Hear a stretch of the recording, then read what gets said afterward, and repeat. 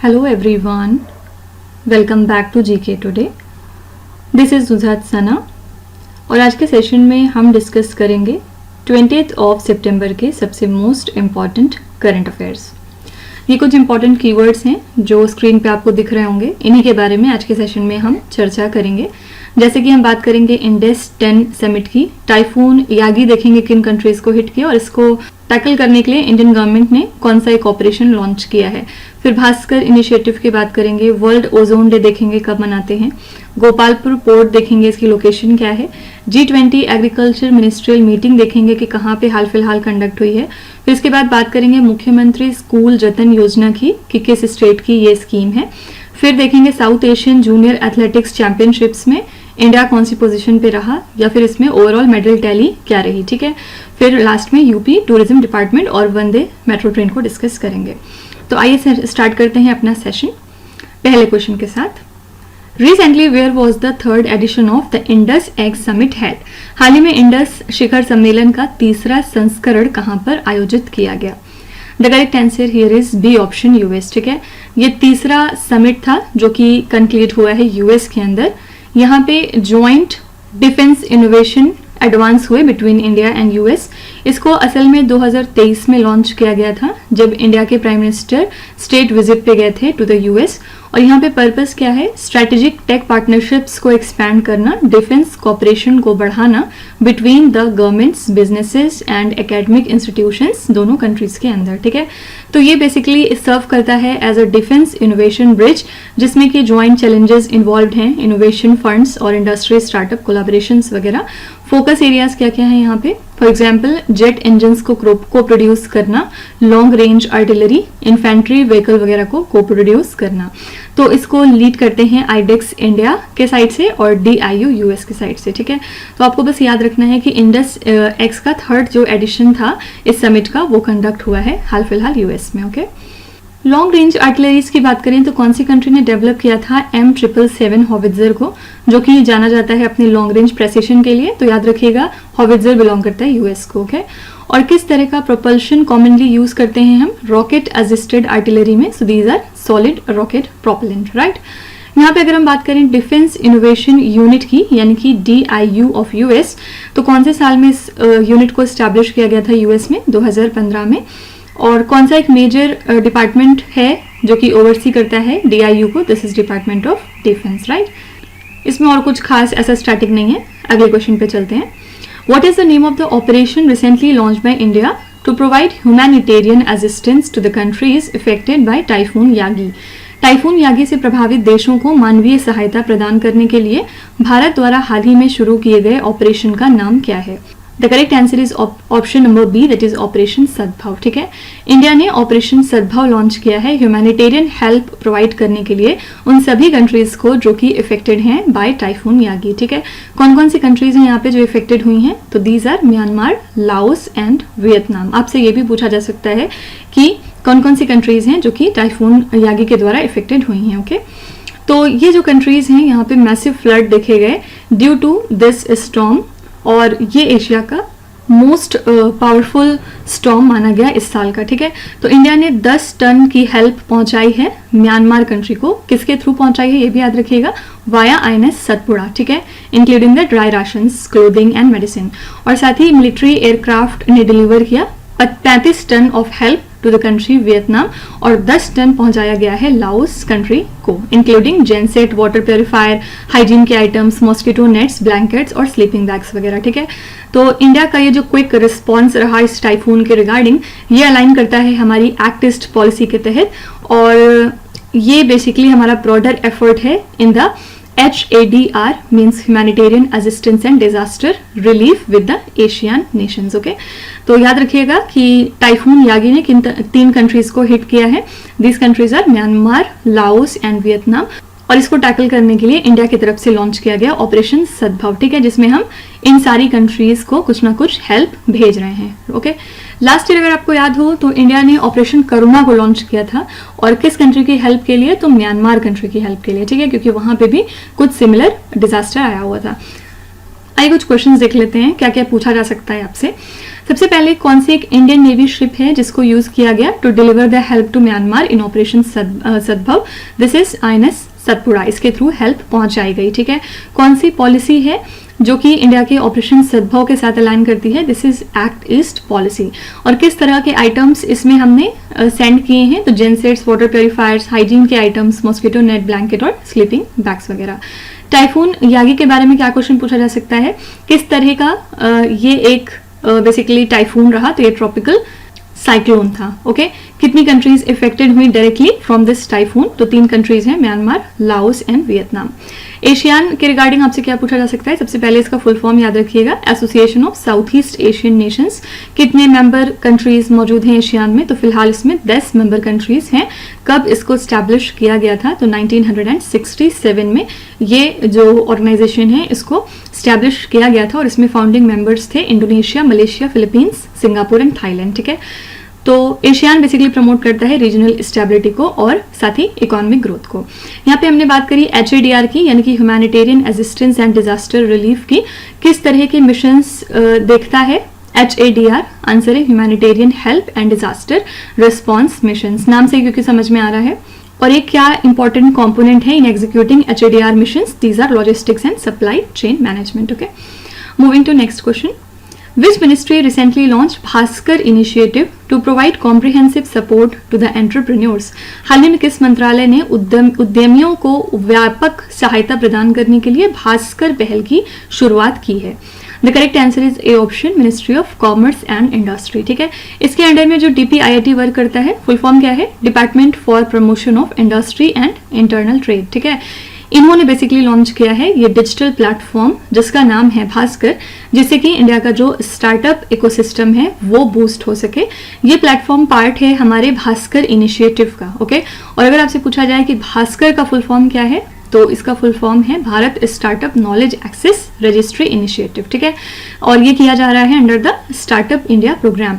इसको इस तरह से डिजाइन किया गया है ताकि सेंट्रलाइज किया जाए और साथ ही कोलैबोरेशन को इन्हांस किया जाए among the startups, service providers, investors and the government bodies. तो ये इनिशिएटिव अलाइन करता है इंडिया के गोल के साथ to become a global leader in innovation and entrepreneurship. India के पास अगर हम प्रेजेंट में बात करें तो 1,46,000 DPIIT द्वारा रिकॉग्नाइज्ड स्टार्टअप्स मौजूद हैं और भास्कर का यहाँ पे पर्पस है कि एक one stop digital solution provide करना उन सभी चैलेंजेस के लिए जो कि हमारे इन्वेस्टर्स और एंटरप्रेन्योर्स कहीं ना कहीं फेस करते हैं। ठीक है, तो भास्कर इनिशिएटिव को लॉन्च किया है ministry of commerce and industry ने। पर्पस क्या है?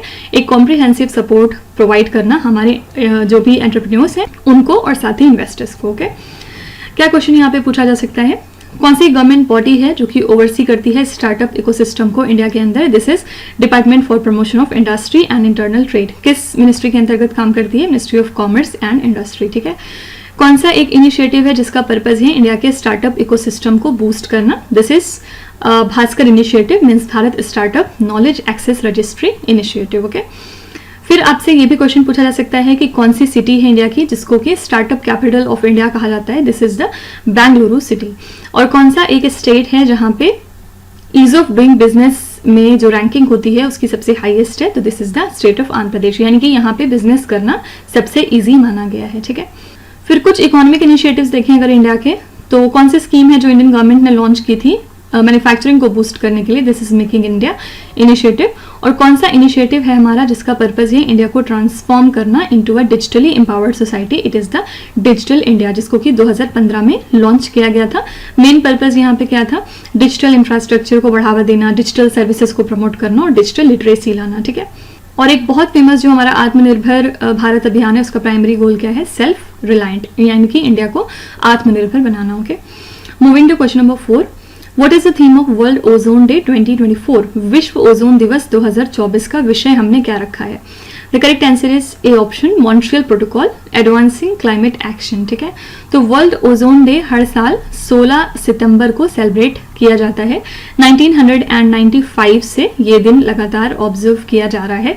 किस लिए? ताकि हम इस दिन अवेयरनेस क्रिएट कर सकें about the ozone layer depletion, कि किस तरह से ओजोन लेयर घटती जा रही है। इंडिया के अंदर जो ओजोन सेल है, यानी कि जो ओजोन सेल वर्क करती है under ministry of environment, forest and climate change, ये इस दिन को ऑब्जर्व करते हैं नेशनल लेवल पे भी, साथ ही स्टेट लेवल पे, ठीक है। तो इस दिन को स्टैब्लिश किया था यूनाइटेड नेशंस ने 1994 में to commemorate the signing of Montreal protocol, जो कि 1987 में साइन हुआ था, ठीक है।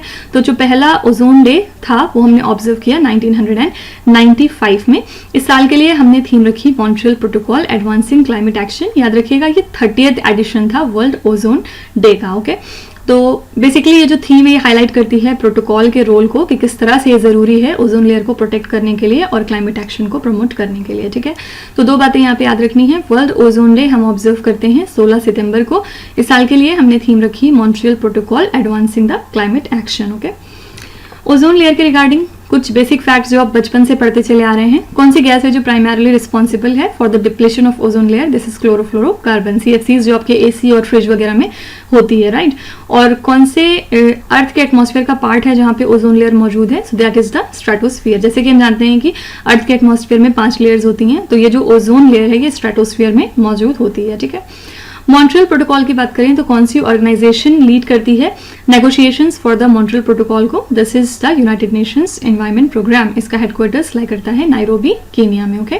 और कौन से साल में मॉन्ट्रियल प्रोटोकॉल ऑफिशियली फोर्स में आया था? दिस इज द ईयर 1989 में। और कौन सा अमेंडमेंट है टू द मॉन्ट्रियल प्रोटोकॉल जो कि एड्रेस करता है हाइड्रोफ्लोरोकार्बन्स को? This is the Kigali amendment, okay. अगर आपसे पूछा जाए कि जो वर्ल्ड ओजोन डे है ये इसी दिन हम क्यों मनाते हैं, तो क्योंकि इस दिन मॉन्ट्रियल प्रोटोकॉल बेसिकली साइन हुआ था, ठीक है, इसलिए हम इसको ऑब्जर्व करते हैं। फाइन, चलिए अगले क्वेश्चन पे चलते हैं। Gopalpur port recently seen in the news is located in which Indian state? हाल ही में खबरों में रहा गोपालपुर बंदरगाह किस राज्य में स्थित है? The correct answer is C option, Odisha. तो किस वजह से ये पोर्ट न्यूज में आया है? क्योंकि ओडिशा गवर्नमेंट ने डिसाइड किया है कि वो अपने 95% तक के इक्विटी शेयर्स गोपालपुर पोर्ट के ट्रांसफर करने वाले हैं Adani ports and special economic zone को। इसी वजह से न्यूज में आ गया था, ठीक है। तो गोपालपुर पोर्ट एक डीप ड्राफ्ट है, बेसिकली एक मल्टी कार्गो पोर्ट है इंडिया के ईस्टर्न कोस्ट पे in the state of Odisha. और ये जो पोर्ट है ये लगभग हैंडल करता है 20 MMT यानी कि 20 million metric ton of cargo हर साल। ये लोकेटेड है between the Paradip port and Visakhapatnam port, और इसी के साथ ये सर्व करता है उड़ीसा, झारखंड और छत्तीसगढ़ को, ठीक है। तो इस पोर्ट का जो हिंटरलैंड है उसमें मिनरल रिच एरियाज मौजूद हैं with access to the coal fields, steel, aluminium and the cement plants. ये वेल कनेक्टेड है, सिर्फ 6 किलोमीटर दूर है हौरा विशाखापट्टनम चेन्नई ट्रंक वाले रूट से, और ये बहुत ही करीब है NH5 से भी फॉर रोड ट्रांसपोर्ट, ठीक है। तो गोपालपुर पोर्ट लोकेटेड है उड़ीसा में। न्यूज में क्यों आया? क्योंकि उड़ीसा गवर्नमेंट ने डिसाइड किया है कि वो इसके 95% तक के इक्विटी शेयर्स को ट्रांसफर करेंगे Adani ports and special economic zone को, ठीक है। गोपालपुर पोर्ट के बारे में और क्या पूछा जा सकता है आपसे? कौन सा एक और मल्टी कार्गो पोर्ट है जो कि इंडिया के ईस्टर्न कोस्ट में लोकेटेड है गोपालपुर पोर्ट के अलावा? This is the Paradip port, okay. फिर आपसे ये भी पूछा जा सकता है कि उड़ीसा के किस डिस्ट्रिक्ट में ये पोर्ट लोकेटेड है? तो आंसर इज गंजम। फाइन, कौन सा एक मिनरल है जिसको एक्सटेंसिवली ट्रांसपोर्ट किया जाता है through Gopalpur port due to its hinterland resources? This is the coal. Fine, Adani ports and special economic zone की यहाँ पे बात करें तो कौन से साल में इसको इनकॉर्पोरेट किया गया? 1998 में। फाउंडर कौन थे इसके? Mister Gautam Adani, very famous, okay. और अगर आपसे पूछा जाए कि कौन सा एक लार्जेस्ट पोर्ट है जो कि मैनेज कर रही है ये, तो आंसर है Mundra port, okay. Mundra port की बात करें तो ये गुजरात इंडिया में लोकेटेड है, और ये लार्जेस्ट पोर्ट है जो कि Adani ports and special economic zone फिलहाल मैनेज कर रहे हैं। ये लार्जेस्ट कमर्शियल पोर्ट भी है इंडिया का by cargo volume, okay. Now coming to question number 6, recently where was the G20 agriculture ministerial meeting held? हाल ही में G20 कृषि मंत्री स्तरीय बैठक कहां पर आयोजित की गई? The correct answer here is B option, Cuba, Brazil, okay. India ने पार्टिसिपेट किया G20 एग्रीकल्चर मिनिस्ट्रियल मीटिंग में जो कि ब्राजील में कंडक्ट हुई है। कब से कब तक? 12 और 13 सितंबर को। यहाँ पे मिनिस्टर रामनाथ ठाकुर ने कुछ टॉक्स कंडक्ट की विद जापान, और बेसिक फोकस था एग्रीकल्चरल टेक्नोलॉजी को बढ़ाना, कोल्ड स्टोरेज, मार्केट एक्सेस को बढ़ाना फॉर इंडियन पोमोग्रेनेट्स एंड ग्रेप्स, और डिस्कशंस हुई हैं ब्राजील कंट्री के साथ जिसमें कि एथेनॉल प्रोडक्शन के रिगार्डिंग भी कुछ बातें हुई हैं, साइंस कॉपरेशन के रिगार्डिंग भी। पर्पस यहाँ पे बेसिकली क्या था कि एक मेमोरेंडम ऑफ अंडरस्टैंडिंग को फाइनलाइज करना, ठीक है। तो यूएस के साथ टॉक्स कंडक्ट हुए हैं जिसमें कि बात हुई है क्लाइमेट स्मार्ट एग्रीकल्चर के बारे में, क्रॉप इंश्योरेंस और मार्केट एक्सेस कैसा रहेगा इंडियन फ्रूट्स एंड वेजिटेबल्स का। जर्मनी ने यहाँ पे फोकस किया है आर्टिफिशियल इंटेलिजेंस के ऊपर इन farming, agro ecology and organic farming, ठीक है। यूके ने डिस्कशंस किए हैं about sustainability, precision breeding and gene editing. Spain और यूएई ने ट्राई किया है एक्सप्लोर करने का climate resilient agriculture and technology collaboration को, ठीक है। तो आपको सिंपली वेन्यू याद रखना है कि G20 की एग्रीकल्चर मिनिस्ट्रियल मीटिंग हुई है क्यूआबा, ब्राजील कंट्री में, ओके। आइए कुछ क्वेश्चंस देख लेते हैं। सबसे पहले, कौन सा इकोसिस्टम है जो कि कवर करता है ब्राजील का ज्यादातर एरिया और ये लार्जेस्ट है in the world? This is the Amazon rain forest, right. और ब्राजील में ऑफिशियल लैंग्वेज कौन सी बोली जाती है? It is the Portuguese, fine. कौन सा एक इंटरनेशनल ऑर्गेनाइजेशन है जिसने कि लॉन्च किया था क्लाइमेट स्मार्ट एग्रीकल्चर इनिशिएटिव को in 2010? This is United Nations food and agriculture organisation, जो कि यूनाइटेड नेशंस की body, okay. Moving to question number 7, मुख्यमंत्री स्कूल जतन योजना recently seen in the news is launched by which state government? हाल ही में खबरों में रही मुख्यमंत्री स्कूल जतन योजना किस राज्य सरकार द्वारा शुरू की गई है? The correct answer here is C option, Chhattisgarh. Chhattisgarh के चीफ मिनिस्टर ने कंसर्न्स रेज किए हैं about the irregularities in the previous governments implementation of this योजना। मुख्यमंत्री स्कूल जतन योजना को लॉन्च किया था छत्तीसगढ़ की सरकार ने। इसको डिजाइन इस तरह से किया गया है जिससे कि इंफ्रास्ट्रक्चर और जो भी गवर्नमेंट स्कूल्स की फैसिलिटीज हैं उनको इम्प्रूव कराया जाए। और यहाँ पे फोकस है कुछ नए क्लासरूम्स को बनाना, एग्जिस्टिंग स्ट्रक्चर्स को रेनोवेट करना और साथ ही बेसिक एमिनिटीज जैसे कि लाइब्रेरीज और रेस्ट रूम्स को इन्हांस करना, ओके। पर्पस क्या है कि एक बेटर लर्निंग एनवायरनमेंट क्रिएट किया जाए through improved seating and upgraded facilities. इस इनिशिएटिव के थ्रू एक्सपेक्ट किया जा रहा है कि इससे जो स्टूडेंट का एनरोलमेंट है वो बढ़ेगा और सेटिस्फैक्शन बढ़ेगा दोनों स्टूडेंट्स एंड टीचर्स के लिए, ठीक है। तो आपको याद रखना है कि मुख्यमंत्री स्कूल जतन योजना छत्तीसगढ़ स्टेट गवर्नमेंट की स्कीम है और आजकल ये चर्चे में है, ठीक है। छत्तीसगढ़ में एक कौन सा इंपॉर्टेंट हार्वेस्ट फेस्टिवल मनाया जाता है? It is the Hareli festival. बहुत बार एग्जाम में पूछा गया है आर्ट एंड कल्चर के सेक्टर में कि हरेली फेस्टिवल कौन से स्टेट का त्योहार है, तो ये मनाया जाता है छत्तीसगढ़ में, ठीक है। कौन सी ट्राइब है छत्तीसगढ़ की जो जानी जाती है for the ritual of ghotul system? This is the Gond tribe. और छत्तीसगढ़ का ऑफिशियल स्टेट एनिमल कौन सा है? It is the wild buffalo, okay. कुछ गवर्नमेंट एजुकेशनल स्कीम्स को देखें तो कौन सी कंट्री ने यूनिवर्सल फ्री स्कूल मील प्रोग्राम रन कराया था जिसका नाम है फ्री स्कूल मील्स, और इसको इम्प्लीमेंट किया था सभी प्राइमरी स्कूल स्टूडेंट्स में 2013 में? This is the country Sweden. कौन सी इंडियन स्टेट गवर्नमेंट है जिसने लॉन्च किया था बेटी पढ़ाओ बेटी बढ़ाओ गर्ल एजुकेशन को सपोर्ट करने के लिए? तो ये स्कीम थी हरियाणा स्टेट की, ओके। कौन सी इंडियन मिनिस्ट्री है जो कि डेडिकेटेड है to the tribal affairs that focuses on educational advancement among the tribes? It is the ministry of tribal affairs. कौन सा इंडियन स्टेट है जिसके पास डिजिटल ट्राइबल स्कूल है और ये क्यों इनिशिएट किया गया था? बेटर एजुकेशनल रीच के लिए among its tribal demographics. This is the state Maharashtra, fine. Moving to question number 8, recently the 4th South Asian Junior Athletics Championships was held at which place? हाल ही में चौथी दक्षिण एशियाई जूनियर एथलेटिक्स चैंपियनशिप किस स्थान पर आयोजित की गई? The correct answer is B option, Chennai, ठीक है। तो 4th South Asian junior athletics championship हुई है चेन्नई तमिलनाडु में from 11th to 13th of सितंबर 2024। और यहाँ पे याद रखिएगा कि इंडिया ने डोमिनेट किया है मिडिल डिस्टेंस रेसेस को और थ्रोइंग इवेंट्स को, जबकि जो श्रीलंका कंट्री है उसने स्प्रिंट इवेंट्स में काफी अच्छा परफॉर्म किया है, ओके। तो श्रीलंका ने जीत लिया था मेंस 4x100 मीटर्स का रिले, जबकि इंडिया ने यहाँ पे सिक्योर किया है सिल्वर अपने लिए। तो इंडियन वुमेन टीम ने जीता है 4x100 मीटर्स का रिले और श्रीलंका इसमें सेकेंड पोजीशन पे रहा। और 7th साउथ एशियन कंट्रीज जो हैं वो इसमें पार्टिसिपेट करने गई थी और इंडिया ने अपना लार्जेस्ट टीम भेजा था यहाँ पे 62 एथलीट्स का कंटिंजेंट, ओके। इंडिया ने मेडल टैली को टॉप किया है विथ 48 मेडल्स और जिसमें से हमारे 21 गोल्ड हैं।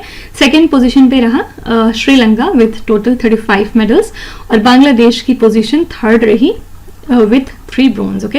याद रखिएगा पाकिस्तान और भूटान ने कोई भी मेडल नहीं जीते इस दौरान। तो 4th South Asian junior athletics championship हुए हैं चेन्नई सिटी में, ओके। अच्छा, इसके पहले का जो वर्जन था, जो 3rd एडिशन था उसका, वो कहाँ पे हुआ था? काठमांडू नेपाल में हुआ था, ठीक है। कौन सा एक important UNESCO world heritage site है जो कि चेन्नई के पास है? It is Mahabalipuram. ओके, कौन सी टीम है जिसके पास रिकॉर्ड है, वर्ल्ड रिकॉर्ड है for the men's 4x100 metres relay? It is the Jamaica. Fine. और कौन सी कंट्री है जिसके पास करंट वर्ल्ड रिकॉर्ड है for the women's 4x100 metres relay? It is the US. Fine. Now coming to question number 9. Recently, the first one-day metro train renamed as Namo Bharat Rapid Rail was inaugurated in which Indian state? हाल ही में पहली वंदे metro train जिसका नाम बदलकर नमो Bharat rapid rail रखा गया का उद्घाटन किस राज्य में किया गया? The correct answer here is B option, Gujarat state. ठीक है, इंडिया की फर्स्ट वंदे मेट्रो ट्रेन को रीनेम कर दिया गया है एज नमो भारत रैपिड रेल। ठीक है, और इस ट्रेन को लॉन्च किया गया है during prime minister Narendra Modi's visit to Gujarat, और इसको इक्विप किया गया है विद द मॉडर्न फैसिलिटीज। इसमें एडवांस्ड सेफ्टी सिस्टम्स हैं जैसे कि कवच, कॉलिजन्स को प्रिवेंट करने के लिए।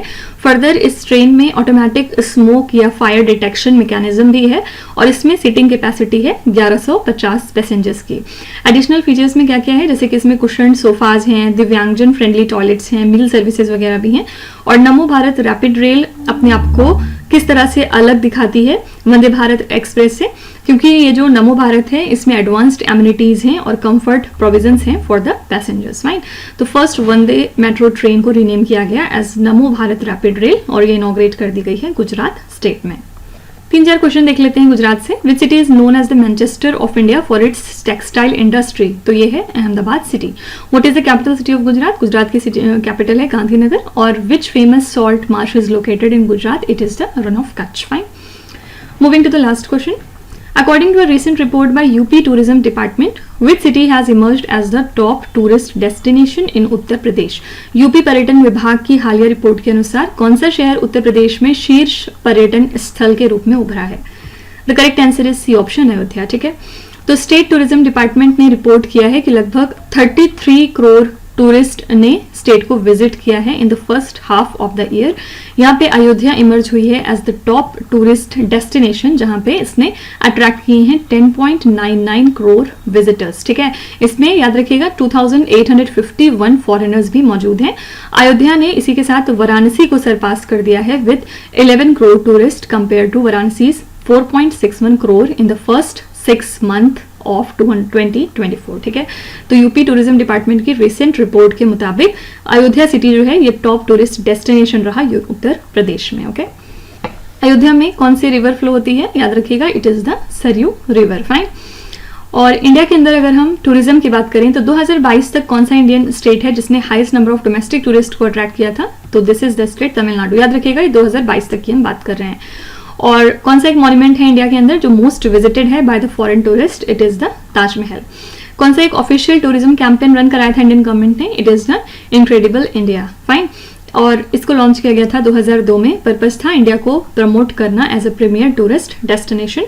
इसमें हाईलाइट होते हैं इंडिया के rich cultural heritage, diverse landscape और हमारे हिस्टोरिक लैंडमार्क्स। फाइन। फिर कौन सी कंट्री है जिसने की मोस्ट नंबर ऑफ टूरिस्ट को सेंड किया था इंडिया में annually? This is the country Bangladesh. लेकिन अब ये नहीं है क्योंकि बांग्लादेश में काफी राइट्स चल रहे हैं। ठीक है, और अगर हम इंडिया के अंदर बात करें तो कौन सा इंडिया का स्टेट है जो मोस्ट विजिटेड रहा by the foreign tourist? It is the state of Maharashtra. Fine. तो इसी के साथ हमारे आज के 10 इंपॉर्टेंट करंट अफेयर्स यहाँ पे कवर होते हैं। अब हम चलते हैं हमारे रिवीजन वाले पार्ट की तरफ, जिसमें ऑन डेली बेसिस हम 3 कोई भी टॉपिक्स कवर करते हैं। आज के जो हमारे 3 टॉपिक्स रहने वाले हैं वो कौन कौन से हैं? सबसे पहले हम कुछ रिपोर्ट्स पे नजर डालेंगे, फिर देखेंगे कुछ environment and biodiversity related news को, और थर्ड पे हम कुछ बात करेंगे अवार्ड्स एंड ऑनर्स की। ओके, सबसे पहले हम चलते हैं रिपोर्ट्स एंड इंडिसेस की तरफ। यहाँ पे आप देख सकते हैं कि ये सारे क्वेश्चंस पिछले 6 से 8 महीने के हैं, और आपके एग्जाम में क्योंकि 6 से 8 महीने के करंट अफेयर्स आते हैं तो उसी को देखते हुए हमने इसको शफल्ड फॉर्मेट में रखा है। ओके, आइए स्टार्ट करते हैं। Which state in India is set to release its Human Development Index report for tribal groups, becoming the second state to do so after Kerala? कौन सा स्टेट है जिसने की रिलीज किया अपना human development index report tribal हमारे groups के लिए? इसी के साथ ये सेकंड स्टेट रहा ऐसा करने के लिए। आंसर है यहाँ पे कर्नाटका। फर्स्ट स्टेट कौन सा था? It was Kerala. What is the rank of India in the Global Agriculture Export Index? इसमें इंडिया की रैंक थी 8th। What is the rank of India in the Henley Passport Index 2024? ये आई एम सॉरी बार बार यहाँ पे पता नहीं क्यों गलत आ जाता है, यहाँ पे असल में 82 होना चाहिए। ठीक है, not 85, it is 82। Which organization recently published a report titled as Global Land Outlook Thematic Report on Rangelands and Pastoralist? ये रिपोर्ट पब्लिश की थी UNCCD ने, यानी कि United Nations Convention to Combat Desertification ने. Which organization recently released the World Population Prospect Report 2024? ये report जारी की थी United Nations department of economic affairs and social affairs ने. Which institution remained on the top spot in the National Institute Ranking Framework 2024? इसमें first position पे रहा IIT Madras. और IIT Madras पहला IIT भी है इंडिया का जिसने कि अपना आउटसाइड इंडिया कैंपस डाला था पहली बार. और कहाँ पे डाला था? जंजीबार में, तंजानिया कंट्री के अंदर. Which institution recently released the 4th edition of Sustainable Development Goal India Index 2023-24? इसको पब्लिश किया था नीति आयोग ने. ठीक है, सेकेंड पोजीशन पे हम देखेंगे कुछ environment and biodiversity related news. पहला क्वेश्चन है, doomsday glacier is located in which continent? ये ग्लेशियर है अंटार्कटिका में. Recently, which state government has introduced the first artificial intelligence-based smart fence project named as Aleph Fence to reduce the human-wildlife conflict? ये initiative है Kerala state का. Sharavati river flows entirely with in which Indian state? ये river entirely flow होती है कर्नाटका में. वीरनम lake is located in which Indian state? ये lake है तमिलनाडु में. Papikonda national park is located in which Indian state? ये है आंध्र प्रदेश में. Recently, which state has opened its first bird gallery for enhancing the wildlife education and conservation? ये state है Uttarakhand. How much tree cover has India lost since 2000 according to the latest data from the Global Forest Watch Monitoring Project? Answer is 2.33 million hectares. Okay. Third हमारा topic रहेगा आज awards and honours का.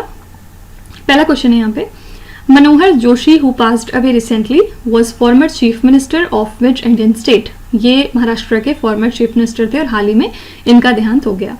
Recently which Indian food brand became the first to win an international taste award? ये India की पहली brand है Prasuma. Recently who has been given additional charge of Telangana governor and lieutenant governor of Puducherry? This is CP Radhakrishnan. Which award is given to recognize and encourage young scientists who made an exceptional contribution in given field of science and technology? The correct answer here is Shanti Swarup Bhatnagar Award. Okay. Recently, who has been appointed as the Director General of the National Security Guard? हमारे NSG के नए director general बने हैं Daljit Singh Chaudhary. REC Limited recently won the Scotch ESG Award 2024. Comes under which ministry? ये work करती है under ministry of power. Recently, who has been selected for the prestigious John Dirks Prize in Global Health? The correct answer is Dr. Gagandeep Kang. Okay. इसी के साथ हमने आज का revision भी कवर कर लिया और अब मैं सेशन को वाइंड अप करती हूँ विद सम होमवर्क, जहाँ पे आज का जो होमवर्क रहेगा वो लोकेशंस पे बेस्ड है. तो आपको ये सारे क्वेश्चंस एक एक करके पढ़ने हैं और इनका आंसर फिर कमेंट में मेंशन करना है. ठीक है, तो आई एम श्योर अगर आपने हमारे सेशंस को प्रॉपरली देखा है तो आप इन सारे क्वेश्चंस के आंसर आसानी से कर सकते हैं. तो I be waiting for your answers. और इसके अलावा मैं आपको फिर से एक बार याद दिला दूं कि ये सारे क्वेश्चंस हमारी डेली 20 MCQ सीरीज का हिस्सा हैं in the GK today Android application. तो आप में से अगर कोई भी इनका PDF फॉर्मेट चाहता है तो वो उस कोर्स को जाके सब्सक्राइब कर सकते हैं bye paying a very nominal fees. Okay, तो चलिए फिर कल मिलते हैं कल के मोस्ट इंपॉर्टेंट करंट अफेयर्स के साथ. Till then stay tuned. Thank you so much for watching and please do not forget to subscribe to GK Today. With this, me Nuzhat Sana signing off.